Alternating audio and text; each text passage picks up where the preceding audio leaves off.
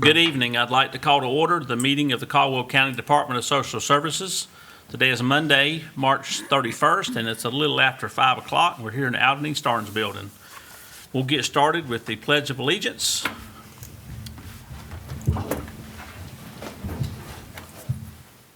I pledge allegiance to the flag of the United States of America and to the republic for which it stands, one nation, under God, indivisible, with liberty and justice for all. Invocation, Thomas Smith, Minister of Discipleship of Hudson First. Would you pray with me? God, we thank you for this opportunity to just open this meeting in prayer tonight. I'm humbled by this experience, and I'm humbled every time you use someone like me to even pray in public, something as small as this. And God, I thank you that you are here tonight because you are everywhere. And I thank you that we can pray to you without fear in a country where we can do that. There are countries all over the world where my brothers and sisters are not allowed to do that.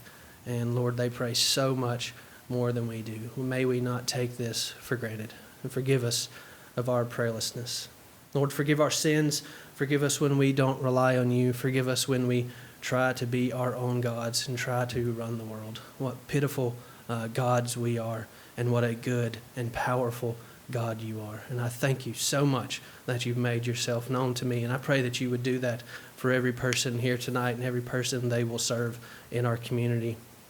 Father in heaven, I ask that you give wisdom to the people in this room. You said through the Apostle James that if any of you lacks wisdom, let him ask God, who gives generously to all without reproach, and it will be given him. So, Lord, we ask that you fulfill this promise for the good of the people who will serve and be served by this group.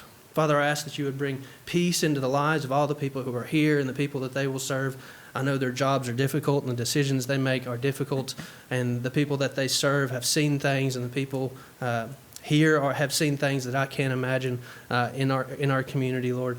And I pray that you would just bring peace into their lives and not let the darkness overtake anyone, Lord, that you would shine light into their hearts. Lord, I ask that you would protect the vulnerable in our community, Lord, that you would stand in the gap. Lord, we thank you so much that you are a God who sees the downtrodden. You see the poor, you see the widow, you see the orphan. Lord, you see those who are forgotten. And I pray that, Lord, they are protected by you, Lord, that you don't stand idly by, and I know that you don't, and I thank you for it. But, dear Lord, most of all, I ask that you, through your Spirit, would draw each person in this room and each person that they're going to serve closer to you, that they would know grace in a new way, and if they've never known it, Lord, that they would just meet Jesus and it would change their life. I pray that they know your gospel, and I pray that they know it personally. That they could never earn your favor, that grace is freely given by you, a God who has been wronged by every person, Lord, that you freely give us your grace and you forgive us. Lord, I pray that every person here knows the gospel so clearly stated in 2 Corinthians 5:21. Speaking of Jesus, it says, "For our sake, he, God, made him, Jesus, to be sin who knew no sin." I thank you for a perfect Savior. So that, Lord, the purpose in this was we might become the righteousness of God. And Lord, if we have your righteousness, we have nothing to fear. So Lord, I pray that for each person in this room. I thank you again for the opportunity. And I pray for wisdom one more time for the people here tonight. And I pray their meeting goes smoothly. In Jesus' name I pray. Amen. Amen. Thank you, Reverend Smith. Thank you, sir. All right. Are there any amendments to the agenda?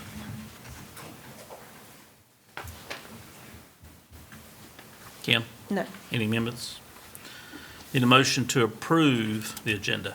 I make a motion to approve. Second. Have a motion and a second. All in favor, please say aye. Aye. All opposed. Motion carries. Next on the agenda is approval of the minutes. Need a motion to approve the last meeting minutes. I'll make a motion. Second. Got a motion and a second. All in favor, please say aye. Aye. Aye. All opposed. Motion carries.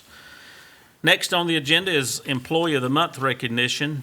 Nicole Huffman, Child Welfare Supervisor, and Matthew Bombray, child welfare social worker. Did I say that right? Bombray. I missed the in I there. want to say something real quick. I just want to say, I don't know if you guys remember, Donnie, you may remember this, but we used to do Employee of the Month recognitions here at the board meetings. And then COVID happened and we stopped. And so we had someone suggest that we start doing that again. And so you'll be seeing this ongoing in the upcoming board meetings. I think it's great. Always nice to recognize employees who go over and beyond. Did y'all intentionally match tonight? Was that That's what like, I asked the same question. you sure? It's crazy because our team usually does match. We'll show up and all of us will be in the same color. So, It looks nice on TV. well, that's a good. It does look good. It does look good on TV, yeah. Matt, he's always a person. He's always a delight to be around. He compliments everyone that he comes in contact with. He is delightful. He brings delightful treats to share with our team and others. He brings thoughtful gifts to people on our team and other teams, and he always has witty jokes to keep our team and others laughing. This person is always is a professional in every sense of the word. He's always enthusiastic about his work and is always willing to help his teammates and others. He is always timely, neat, orderly, and has orderly work that rarely needs to be corrected. This person completes any task given without hesitation or complaint, and he is always on work on time and often early, and often one to volunteer for tasks like helping get cranky babies to sleep, or staying after hours, or even coming in to the agency to sleep at night if we have kids staying over. Recently, our in-home service workers were gifted with newborns, and they were on a 3-month leave with their bundles of joy.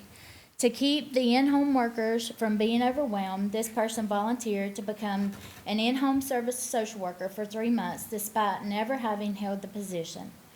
This person went above and beyond for cases that were gifted from the in-home team. During the time in-home, this person could be found searching for people that did not want to be found in various campers in the county, transporting multiple children simultaneously for well checks, and praising clients for conquering decades-long addiction. In fact, this person has returned to their regular role as an assessment social worker, but asked for special permission to finish out an in-home case because many times the change in social workers can be traumatic for families. This person wanted to avoid all possible setbacks for this family who has completed or accomplished so much in the past 3 months. Because of his charm, wit, sense of humor, meringue-making abilities, and true compassion for his team members, other co-workers, and clients, I would like to nominate Matthew Bombrea as Employee of the Month. Yay! You did a great job. We're proud of him. Well, Matthew, I've heard about you for not just tonight, but I've heard how you always do a great job. So I've always heard Kim and other ones speak highly of you. So we appreciate all you do, and keep up the great work. Would you like to say anything? You sure? I thought, well, she said you were kind of witty and like to tell jokes. Come on, there's got to be a joke. You got something. You got nothing on you. Thank you very much. Thank you, Matthew. Congratulations to you. All right. We have an item for discussion, the 2025-26 budget proposal. Kim Arnett, Director, and Chris Connolly, Business Officer. So this will be an item. Do we want to wait for her to come back? Yes, we can do that, because it will be an item for decision. Yeah. So we'll take just a second. One of our board members, her car alarm was going off, so she had to go handle that right quick.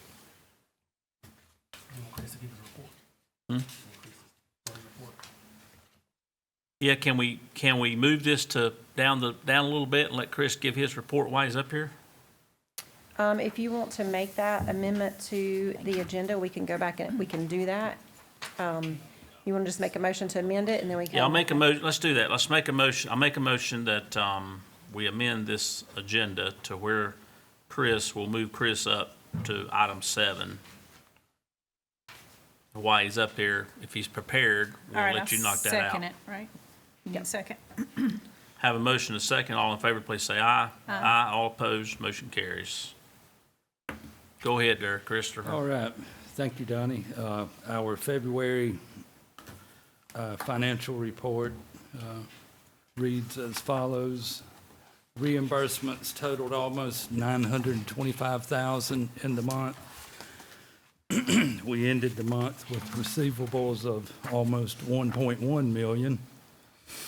Expenses just exceeded $1,400,000.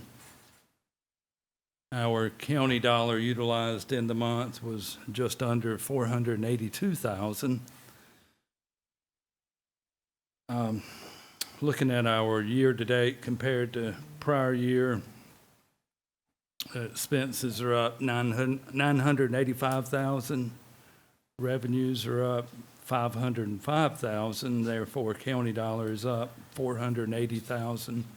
I think we'll see that county dollar come down from that amount over the next 2 or 3 months as some additional revenues come in that the state has been delayed in sending to counties. That's my hope, anyway. Yeah, mine too. Any questions regarding the monthly report? No questions whatsoever. Keep up the great work. We appreciate you. Thank you. All right, now we'll go back to item for decision, the 25-26 budget proposal. Kim Arnett.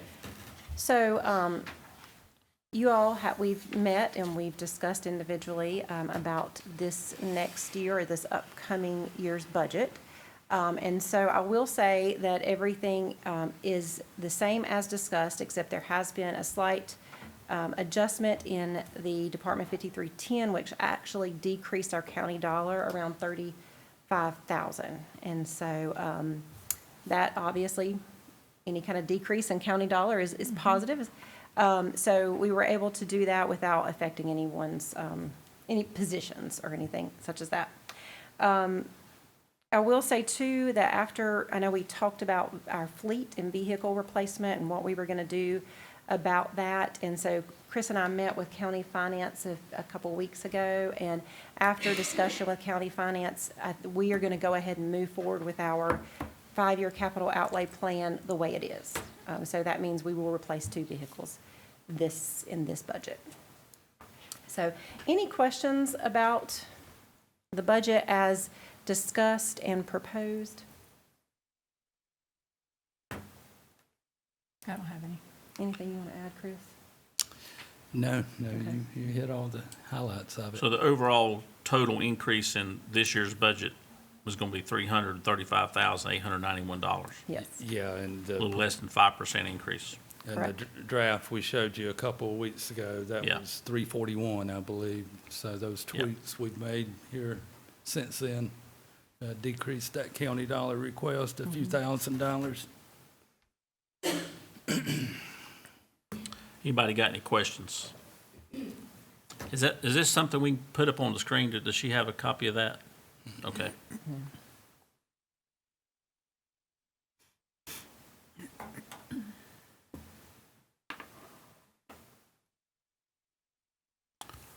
Anybody? Everybody good? All right. Sounds good to me. All right, we need a motion to approve the 25-26 budget as presented by Kim Arnett. Motion. Second. Have a motion and a second. All in favor, please say aye. Aye. All opposed, motion carries. We'll move it on to the county commissioners. Yes. All right, next on the agenda is report Social Worker Appreciation Month. Crystal Henderson, Staff Development Supervisor. Good evening, everyone. Good evening. So it's definitely both an honor and a privilege to be able to come here today to recognize and celebrate the incredible work of our Caldwell County Child and Adult Services social workers. In my opinion, these folks continue to be sort of the unsung heroes of our community. It's often like careers like first responders. A lot of times they get discounts at places for the things that they do, and we walk into the same situations a lot of times as these other professionals do, with only a pen and a paper and just a set of verbal skills to help de-escalate these situations, and DSS or social workers in general, and particularly DSS social workers, get very little to no recognition unless it's negative. What folks often don't realize is that these social workers are committed advocates. They devote their time, energy, and their hearts to protecting our most vulnerable children and adults. Every day, these child protective and adult protective services social workers face complex and often very heartbreaking situations. They walk into difficult circumstances, not for recognition or for reward, but because they believe that it's the fundamental right of every individual to be safe, to be heard, and to be loved. The theme for Social Worker Month 2025 is compassion and action. And their work isn't just a job, it's a calling. It's deeply rooted in compassion and a commitment to action. Compassion is at the heart of everything they do. It's what allows them to listen to a child's fears, to comfort families in distress, to advocate for elderly individuals and vulnerable adults who may be experiencing neglect, abuse, and to extend a hand to those who feel lost and unseen. It's the force that enables them to persist even in the face of adversity and to bring hope where hope seems lost. But our compassion usually isn't enough. Oftentimes, these social workers have to turn their compassion into action. They remove children from dangerous situations to ensure their immediate safety. They connect families with resources such as counseling, financial assistance, and parenting programs to help create more stable homes. They provide emotional support to children who have endured trauma, helping them heal and rebuild their lives. For APS workers, action often means stepping in to protect vulnerable adults from abuse, neglect, and exploitation. They investigate cases of elder abuse, help disabled adults access necessary care, and work tirelessly to secure safe living conditions for those who can no longer advocate for themselves. They navigate difficult systems, coordinating with law enforcement, medical professionals, and legal teams to provide that critical support to individuals and families striving for safer homes. They stand in the gap for those who cannot stand for themselves. To the CPS and APS social workers here today, and if you guys would stand for just a minute.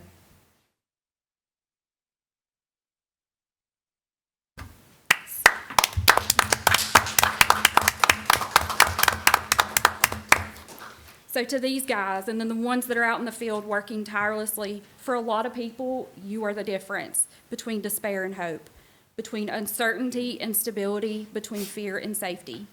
You may not always get the credit you deserve, and most often you are the targets of someone's threats or harsh words. You rarely hear the words thank you, but please know that your impact is immeasurable, your work is invaluable, and your courage is inspiring. Let today serve as a reminder that we, as a society, must support you in your mission. Let us advocate for policies that empower your work, ensure resources that strengthen your efforts, and build communities that share in the responsibility of protecting our children and vulnerable adults. Because when we stand together, when we pair compassion with action, we create a world where every child and every adult has the opportunity to live with dignity, security, and hope. Thank you for your unwavering dedication. Thank you for your compassion, but most of all, thank you for your action.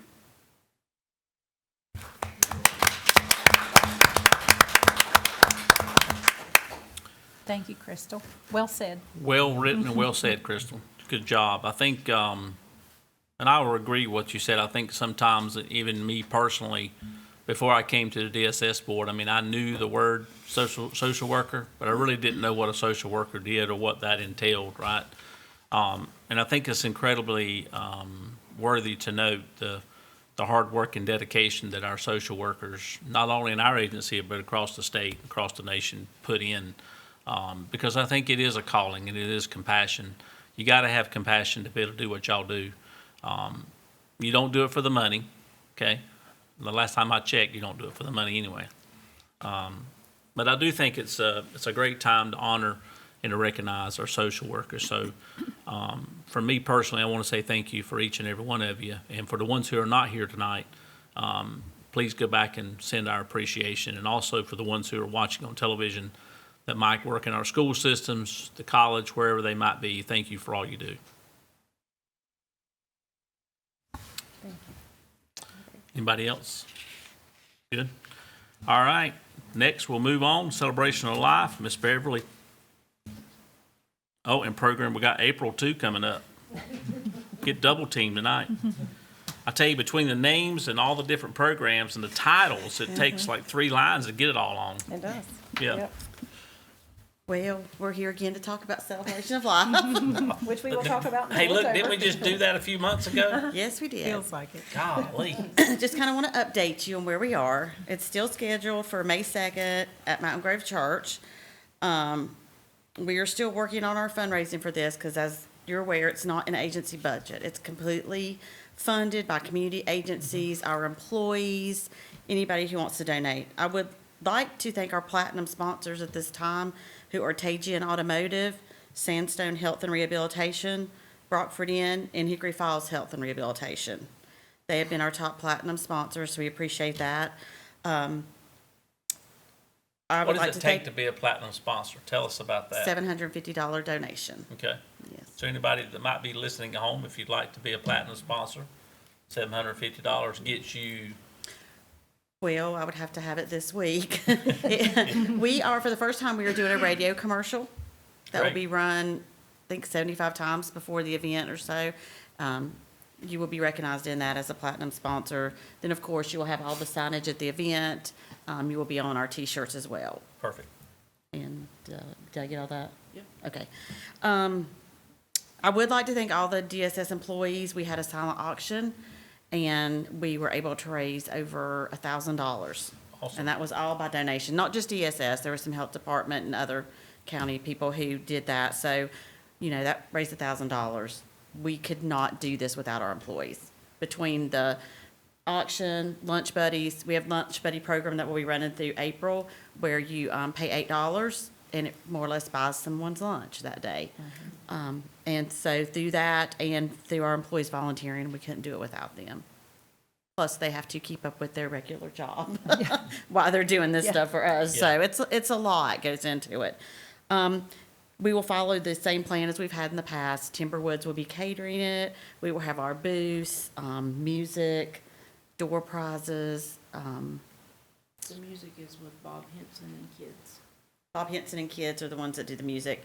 Bluegrass. awesome. Yep, The he's seniors really tend to good. love the kids up there. So, and Bob's really good. anything else you want to throw in? Any other sponsorship levels you want to mention while people at home might be listening? There's I said, we'll take $5. Yes, we will. There's the golden sponsorship, which is all your signage at the event. You'll get we will do the radio show and the TV show. You'll get recognition there, How much? 500. Okay. And you will get your logo on our T-shirts as well, and then signage at the event. Silver linings is $250 And you get, signage at the signage event, at the event. Okay, perfect. And then bronze is $50.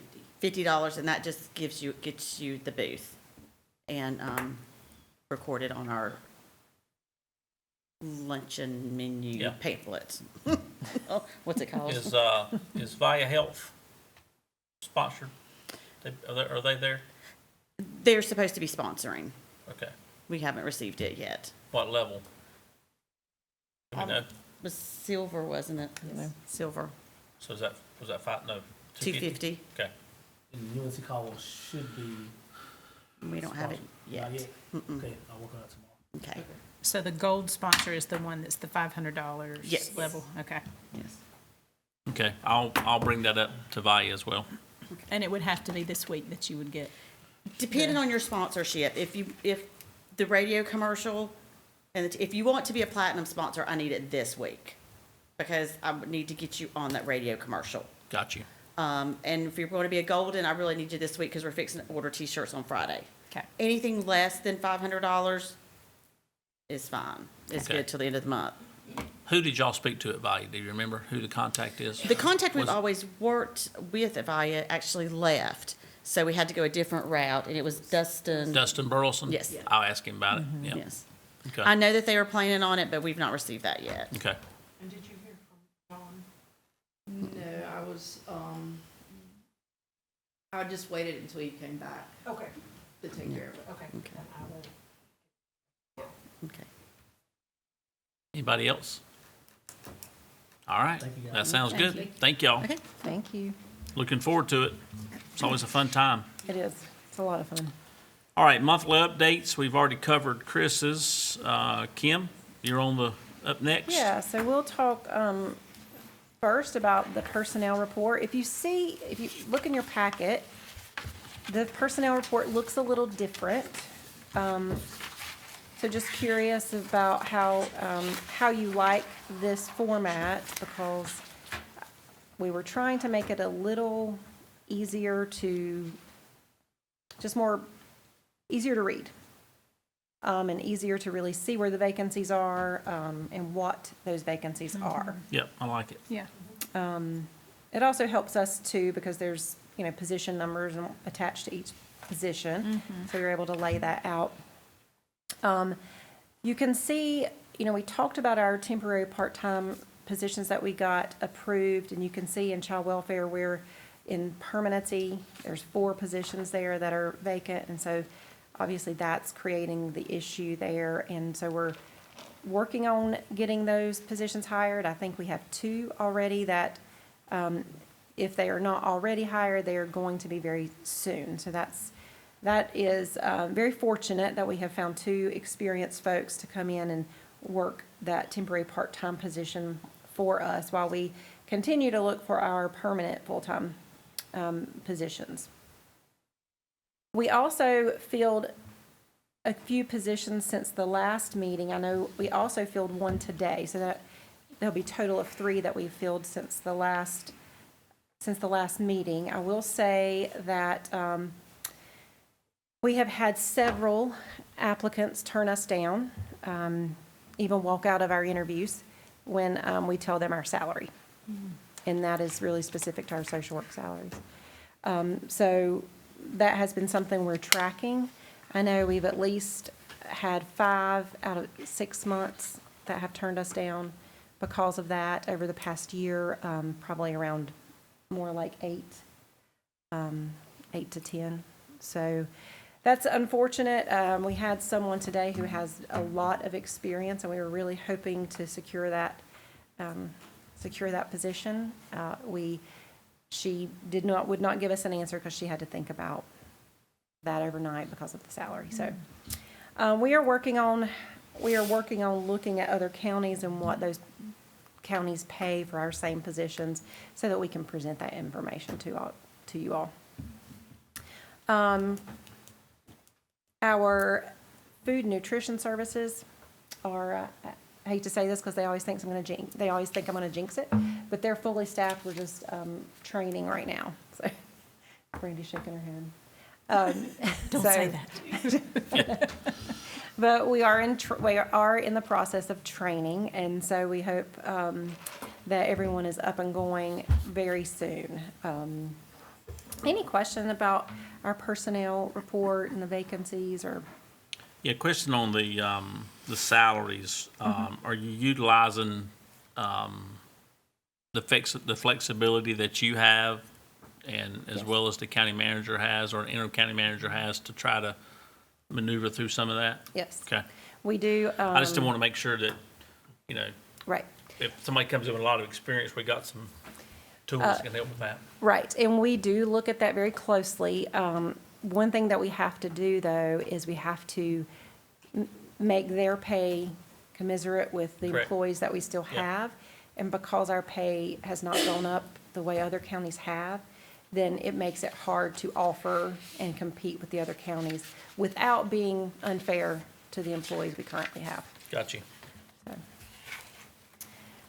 Okay, so the other thing I want to talk about today is our Directors Association's legislative priorities for the long session in the General Assembly.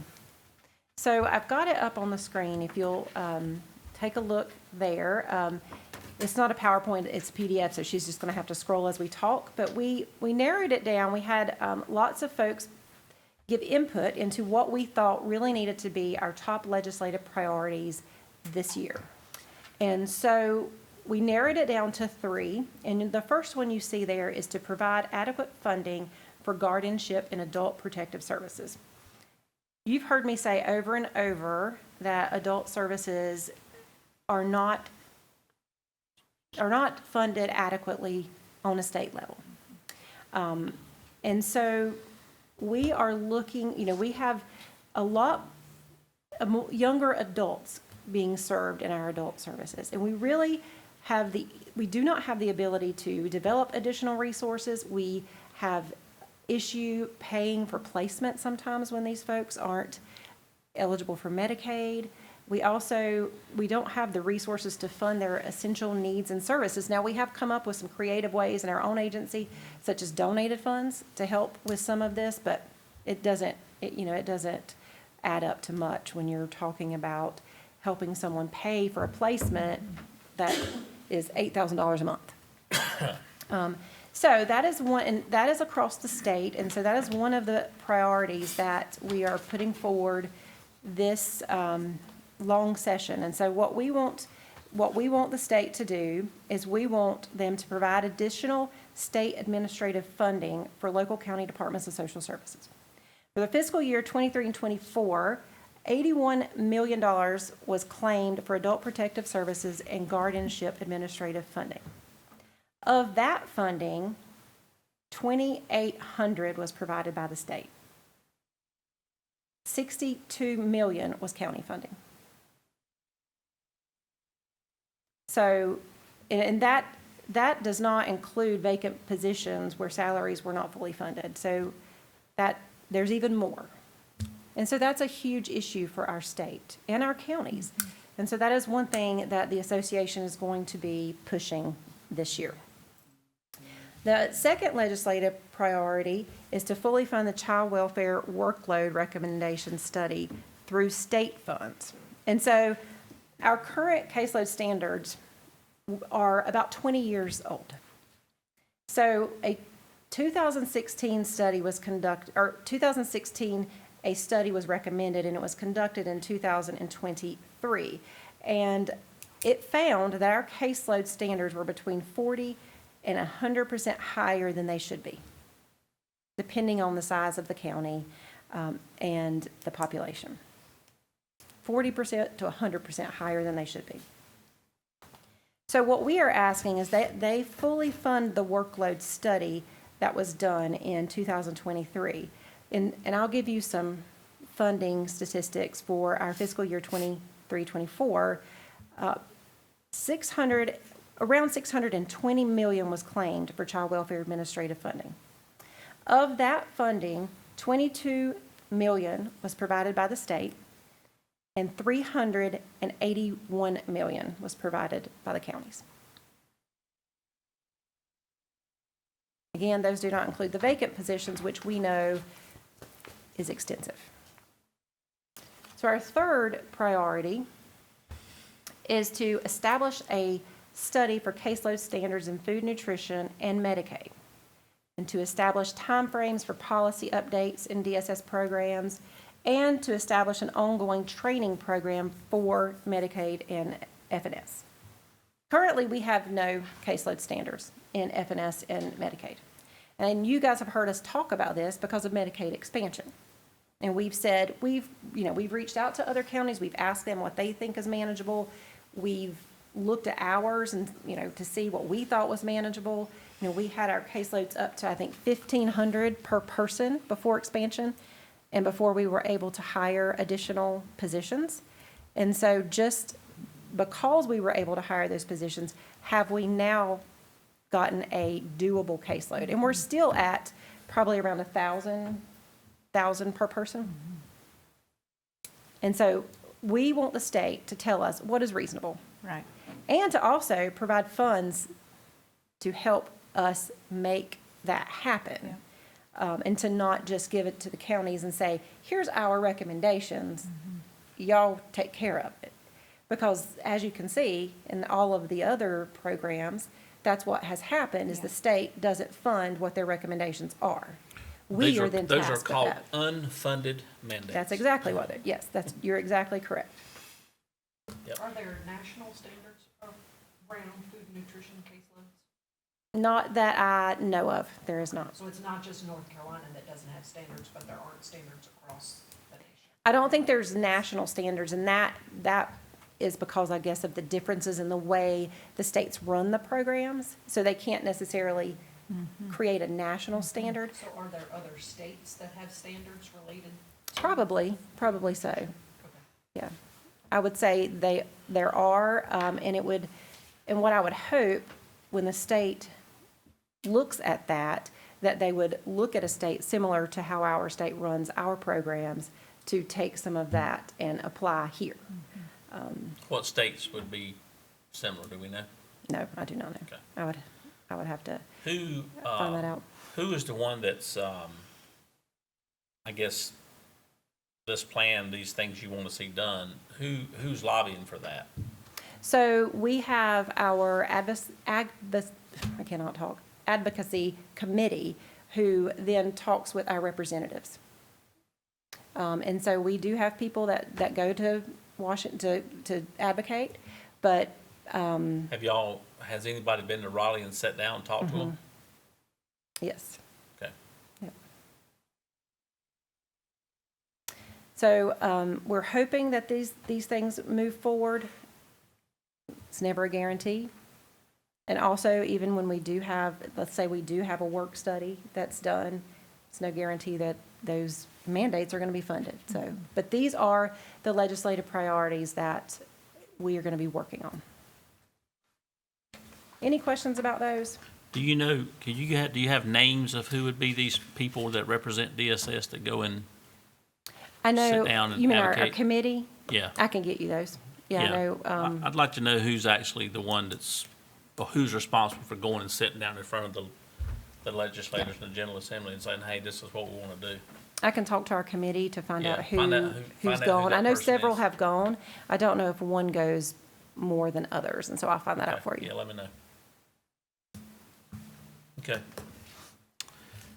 Anybody got any questions? I also want to say go real ahead. quick about our temporary positions that we got approved. We had the 4 temporary positions in permanency approved. I will say that we found a way to fund one of those with no county dollars, with 0 county dollars. So just wanted to put that out there, that we were creatively thinking about how we could work this particular caseload, and we're able to fund that without using any county dollars. Got it.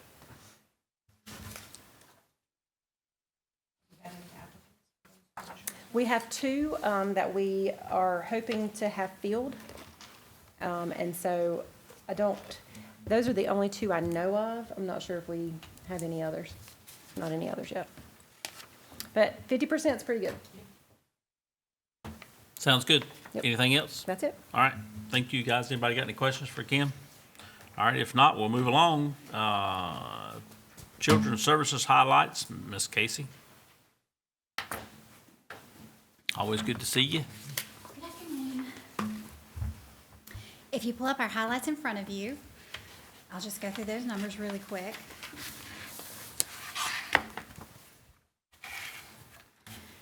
As you notice in CPS intake, we increased to 143 reports in the month of February. That's fairly normal for us. We usually start past the holidays, once it gets back into the swing of school and stuff, picking up reports again, and it'll be that way usually until the end of the school year. So that's fairly normal. Assessments, or the number of reports that have actually gone through and been accepted for us to look into, have also increased, and that goes along with it. We've assisted 30 other counties with services. We have 29 open cases in in-home services. We have 6 in-home assists where we're helping other counties do their services. We have 143 children currently experiencing foster care in our county. That number is down a little bit right now, and I don't want to say that out loud much because I don't want to jinx. And we had 2 adoptions final in February. Sorry, I forgot what month I was talking about. We've stayed pretty consistent with the number of foster homes and the number of relative foster homes we've got. We are doing recruiting events. We're getting ready to gear up for summer with our recruiting events. So expect to see our booths sitting out at festivals and 5Ks like they were in March. Mm-hmm. Any questions about those numbers? I do. I got a question for you. On the CPS intakes, you had an increase of 9 from January to February, but you had an increase of actually assessments of 22. So that's a significant increase. Yes. If you look at the percentages, you got more than you've been having, like quite a bit more. Yes. Any idea what's going on there? I do not. Okay. I honestly do not. I'm sorry. That's Now, okay. Ask that question again, just for this month, So if you look you're saying? if you look at December, look at your CPS Yeah. intakes. You had 129, 132, 143. So Yes. not a lot of changes. Uh-huh. It's pretty much relatively flat. But then when you look at your assessments, you had 49, 46, and 68. Mm-hmm. So you had a 22 jump from January, 19 jump from December. So if you only had 9 increase, you only had 9 more CPS intake Mm-hmm. calls, right? But out of those, you picked up 22 more. Yeah, They have 11 more right. intake calls. Yeah, I was gonna say, 11 more. Excuse me. Intake supervisor was actually just in here, so I was looking to see if I was she just curious of why you see that jump from 46 to 68. Well, we usually see, in the spring, we always see a jump in assessments and reports that are screened in. The difference between the intake and the assessments, intakes are all of the calls that we get into the agency, whether they be a screen in or a screen out. And the assessments are the assessments that we follow through with. So some of the difference could be that we got to transfer in. Like if we didn't screen the report, we could have gotten a transfer from another agency, and so that doesn't necessarily count as an intake. And so you might see a difference in there with the number of assessments versus number of intakes. But for some reason, all in spring, you can go years back, February or March, our numbers They jump. jump. They Okay. jump. And it's like Casey said, you think it could be kids are back in school from the holidays, they're getting settled in, January, they're kind of settling.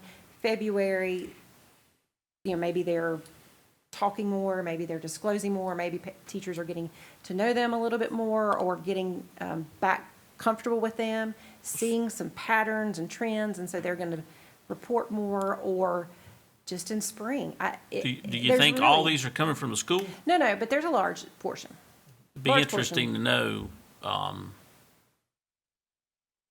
What the Where they're- reporting source is, yeah. what the reporting source And is. we can look at that, And I guess my point is if you guys are tracking, if you will, are you tracking it?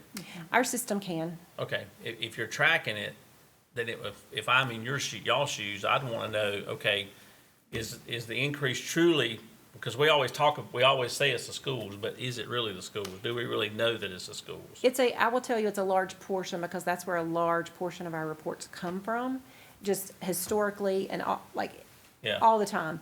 But I can't tell you all of them. It's all Right. of the increase.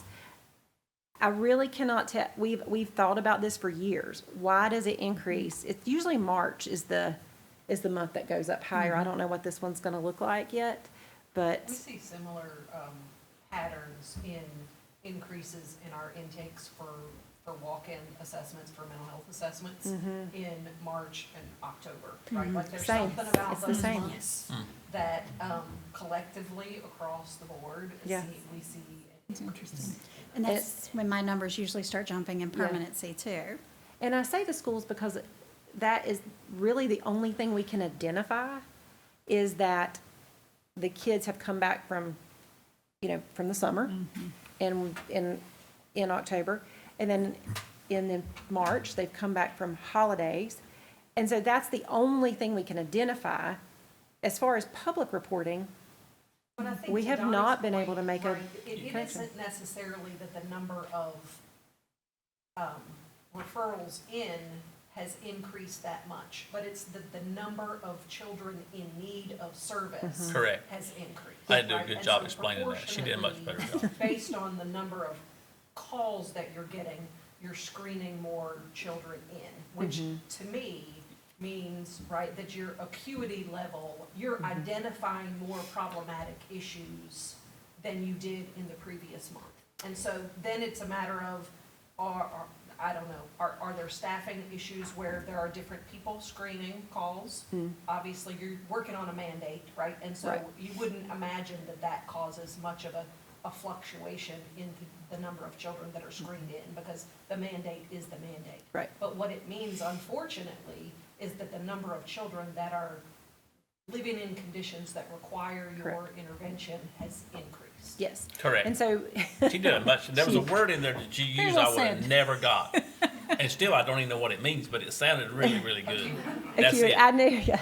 So So what sh- you're saying is very true. And the more calls we receive, the more that we're going to screen in, just Yeah, because, but you know, your you calls have. didn't increase that much. Right, that's when I was You saying. had a we could higher get- percentage in, But you might get cases from other Yes. counties, Yes, which but- don't come in under the intake. but Yeah. here's my thing. And I see, go ahead. Here's my thing though, if you don't know, really, if you're not tracking that number, you really need to be tracking that number, because because right now we're speculating, like, we don't really know where that's coming from. All you're tracking is the calls coming in and the intakes, right? You mean calls from where, is what you're saying? Where?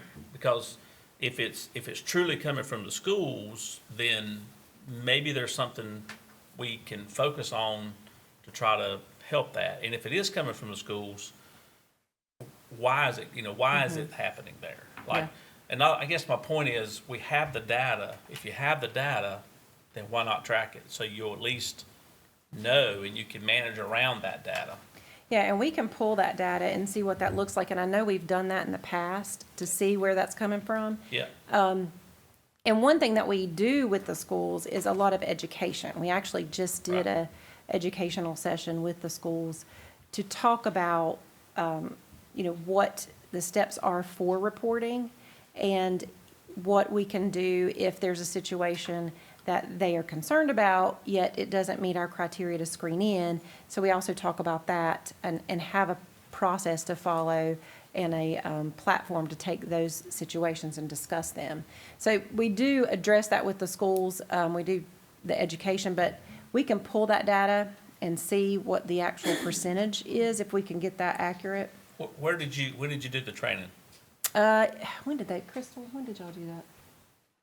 I want to say it was in February, and then we did one in the fall, and then the other one right before school started with all the administrators. Could that be why you saw a bump in February? Because they actually listened to the training and took something from it. I mean, The there's other question is, there's possibility. the other question to Tracy's point is, I don't want to know the people who are taking the calls and the people who are doing the assessments. You may have somebody doing a better job than maybe somebody who isn't doing, maybe this person is doing taking a little more in-depth assessment than this person is. So the people who take the calls are consistent across the board. And so It's the same throughout, person. it's the same two How people. many? So it's We just- have okay, two, that's what I and we was have the asking. one supervisor, and so Okay. that has been consistent, and intake is not a place where we see turnover. Okay. So that's very consistent, I'll Okay, that say. answers that then. Yeah. Because if you had somebody there that, maybe wasn't doing the things it should be doing, you could identify that. Yeah, our intake supervisor is very thorough. Okay, She's very perfect. Yeah. Good. It'd just be good data to know. If I'm in y'all's shoes, I'd want to know where that call's coming from. What's generating that? All Any right. other If you look questions? at the percentage, it's like a 35%. It's a big increase. To a 47%, Yeah. right, in February, the Yeah. increase. And we likely will see another increase in March. And not even just in the number of calls, right? That's just in the Yeah. number of screened in. And see, assessments. Right. and I go back to what she just said. Your calls, if it's the school, your calls should go up, right? You expect calls to go up. Right. Your calls didn't go up that much. So if your assessments go up, if your calls go up, your assessments go up. If your assessments go up, your calls, they should be equal. Not necessarily, though. She said they get some from other counties that don't go through the CPS intake. Like, Yes. if they take over something from another county, it's already been, the intake has happened in that county. And So then it we wouldn't just get a show up transfer. under So the that. assessment was done somewhere else. Right. Well, the The intake. screening was, yes. Yes. Screening was. Yes. And so then we'll get it as a transfer. What were you going to say, Casey? Right, it was started in another county and then it moved to us. Are those the numbers that are captured, listed as assists? No. Those are different. This is a So full how- case transfer. Yeah. Yeah. So we get transfers in every program. So we can get a transfer in assessments, we can get a transfer in in-home, we can get a transfer in permanency. So any county, like if a family moves, then a county may transfer a case. Or if a county gets a report and they go out there and they're talking to a family, or they go out there and they try to see a family and the neighbor says, nope, they're in Caldwell County now, then they will transfer a case. And so, and there's a, there's a policy, state policy around that and a process we follow. But would you not want to know how many that is in that number? We do. We have, when we have that stat, we don't have it Okay. on here, I but got we you. have that stat. Well, maybe going forward, if you can break that stat down a little bit, just so we'll know where it's coming from. I'd like to see where it's coming from, what's generating it. So you want to see that what's generating the reports, or you want to see transfers? Well, in that number, you could say, we had this many, and we had, whatever that number was, we had The 68 total. Yeah. Of these 68, 27 of them came from the school. We had, 31 that came from whatever the number might be. I will say, we can probably do that, but there is a lot of federal law around reporting sources. So I know it wouldn't be identifying each individual report, Let's- but there is, All right, we'll talk about that offline, Yeah. because to me, that makes no sense. yeah, there's a You can tell lot. me, if you can tell me we had 68, you should be able to tell me we had, however many we had from the school. We had so many from, that don't make any sense to me. And I may be able, I need to check with that. Okay. I may be able to do that. I just know that we cannot disclose reporter sources on any particular report, and breaking it down like that, I don't know how specific we can get. And maybe it's not. In a month. And if you don't want to say, school, maybe you identify it as, you have couple different identifiers, public, Yeah. Yeah, whatever. that may be, Yeah. a better way to do it. Okay, all right. Anybody got any more questions? Just as a last thing, I want to express my appreciation to y'all for approving those extra positions. It is my team that is struggling right now. Across the board, the DSSs are struggling to keep employees. We've seen part-time ads come out from Burke and Catawba counties, and I think most of the surrounding counties are trying to get extra help too. We're just a little bit of an odd one. That's our area of struggle is in foster care or permanency. So we do have one person who is up and taking caseloads this week, so we can get her going, one of the part-time positions, and another one should be offered a job this week, and she should start getting cases in the next couple weeks. So, and then we'll try to fill Fantastic. the other two as soon as possible. So thank y'all for supporting us and moving forward with that. Yep, you're welcome. Any questions for me? No questions, just keep doing a great job, as you always have. Thank you. Thanks, Casey. Adult Services highlights, Ms. Beverly.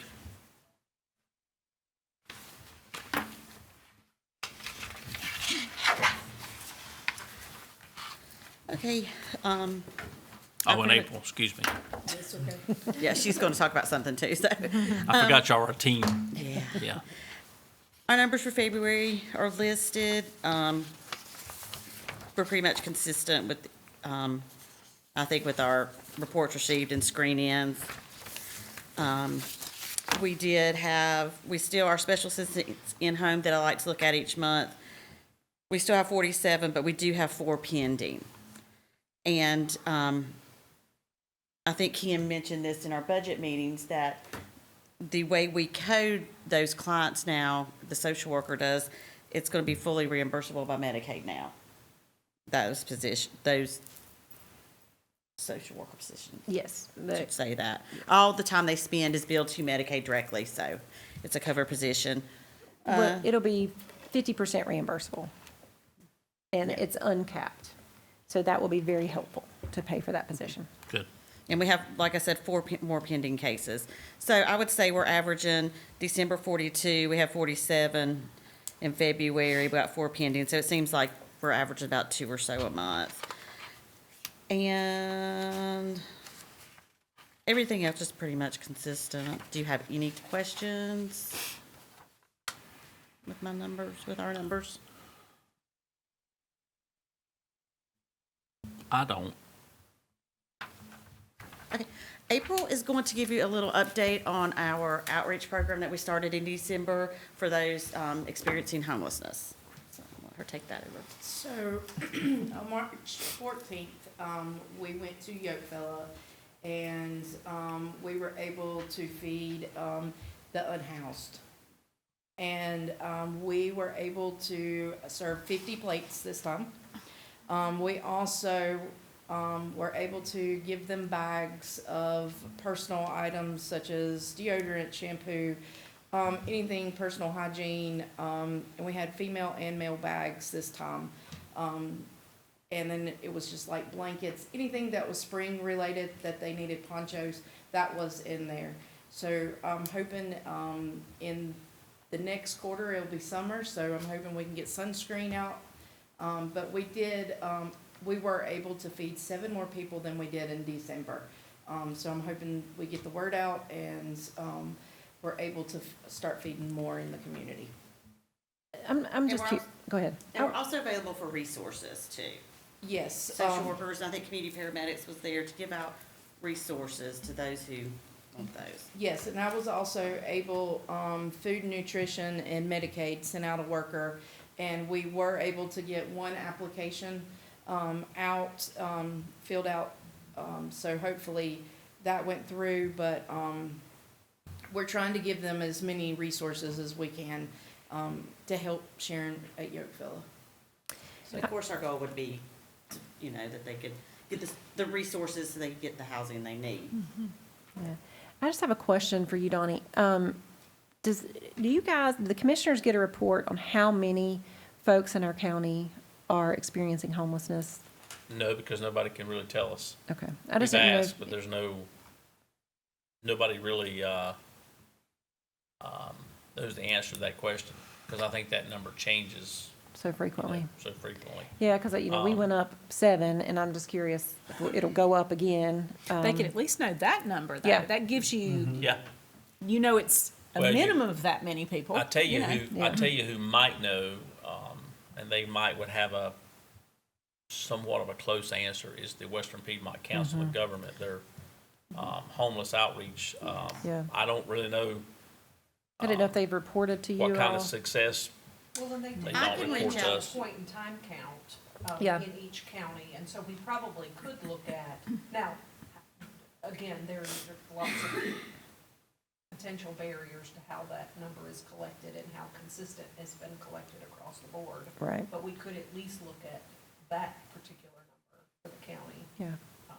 Yeah, then I think there's always been a question of, when you look at unhoused, are you saying they're sleeping under the bridge or in the woods, or are they sleeping in a car, right? There's a different, so you gotta kind of be specific on what you're looking for, but they would probably have as good a number as anybody, and Sharon may have a pretty good number there at Yokefella.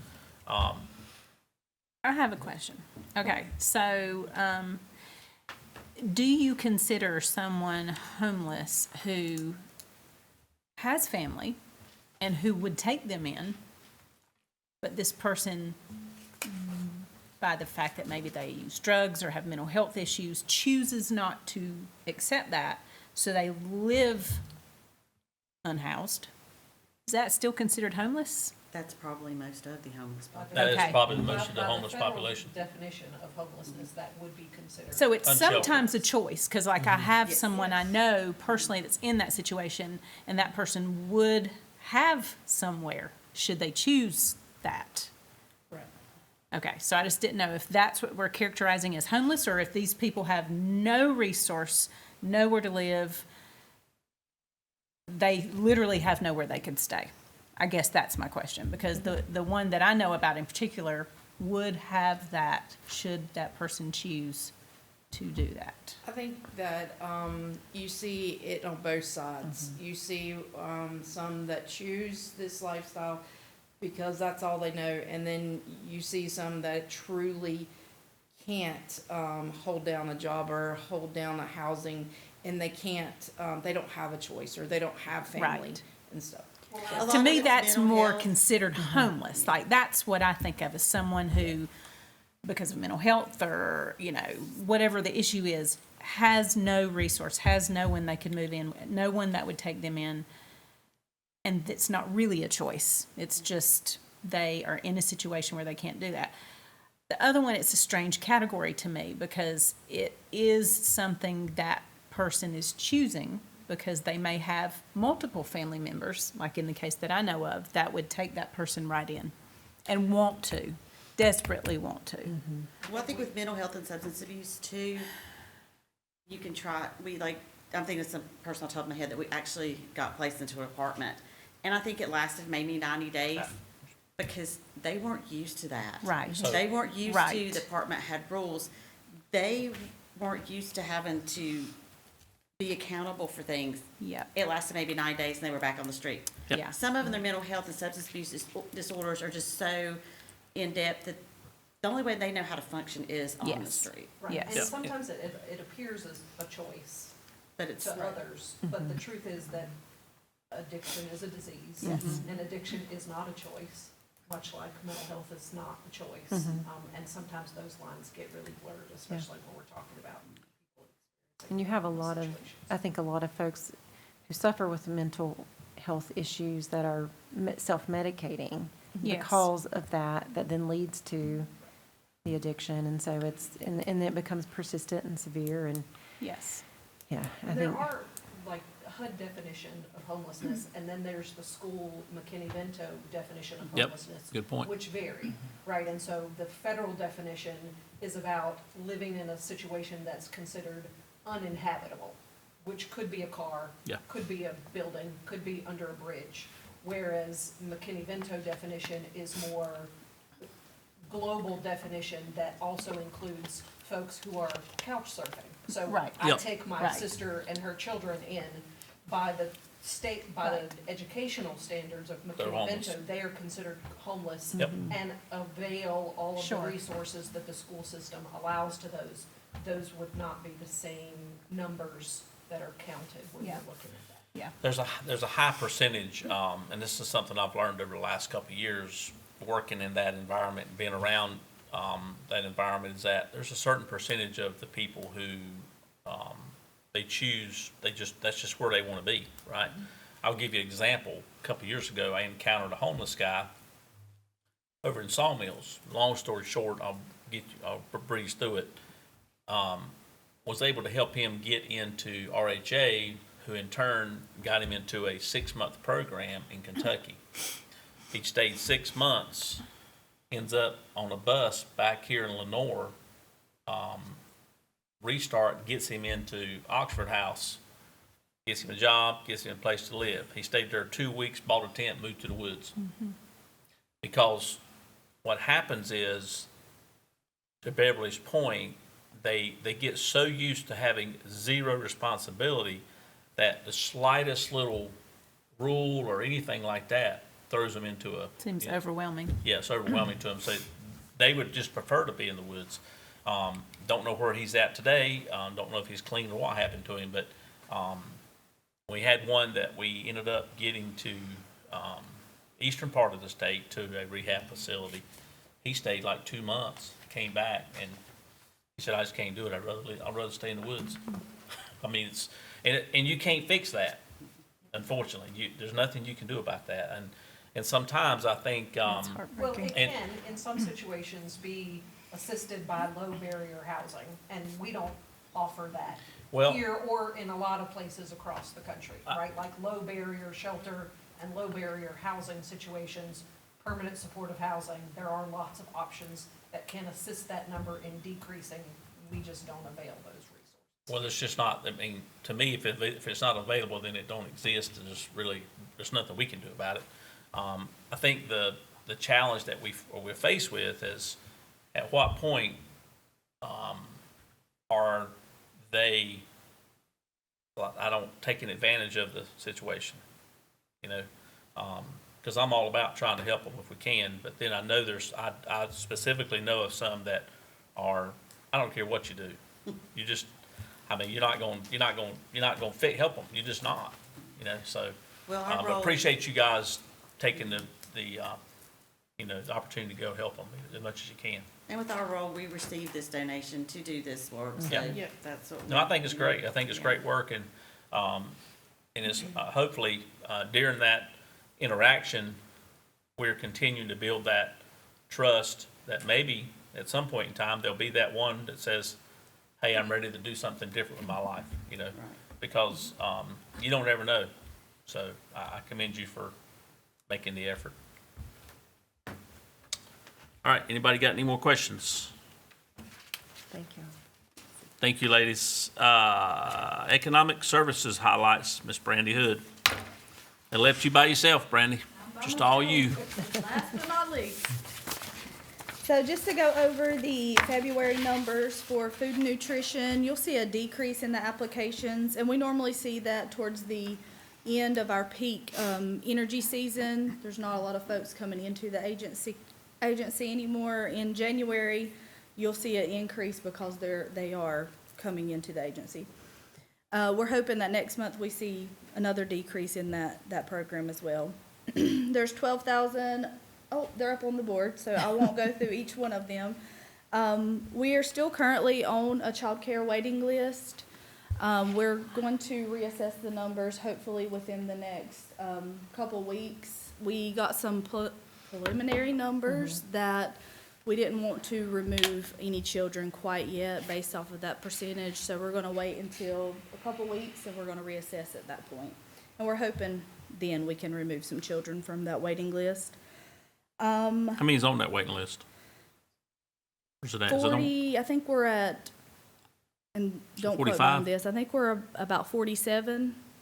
Okay. We were able to remove a lot of them. We removed, Is there anything particular that causes that to back up and create that waiting list? just funding. From the state, Okay. yeah. We have a Okay. certain percentage that the state looks at when we're, with our spending, Yeah. and we're not supposed to get over that percentage. Right. They call it a spending coefficient, and so when it gets above like 95%, they want the counties to then start a waiting list because Yeah. the funding is getting low. And so, once we see it go down, We start then removing. we start removing immediately. Got you. And then we gauge it for another month, and so that's where we are right now. How are we doing on spaces, like childcare spaces, availability? It's about the same. No, doesn't change a lot? Okay. It has been some challenges for families to find placement, but not too bad. Okay. We're getting a little better. The same thing, you'll see a decrease from our Medicaid programs as well. That's from open enrollment that has stopped, so now you'll start seeing a decrease in those applications. Our Work First Family Assistance currently have 45 active cases. Child support, total collections, $425,687 for the month of February. You see a huge decrease from January to February for our emergency assistance, and that's just because of that peak season. And then, once we run out of funds, those applications normally slow down. And also, you'll see the increase from the citizens coming into the agency. That normally slows down as well. So, like I mentioned about the child care waiting list, we're gonna reassess that. Today is actually the last day for our LEAP season. That is our peak emergency assistance, one of our programs. Today is the last day to apply for those services. We have actually been out of funds since probably beginning of February.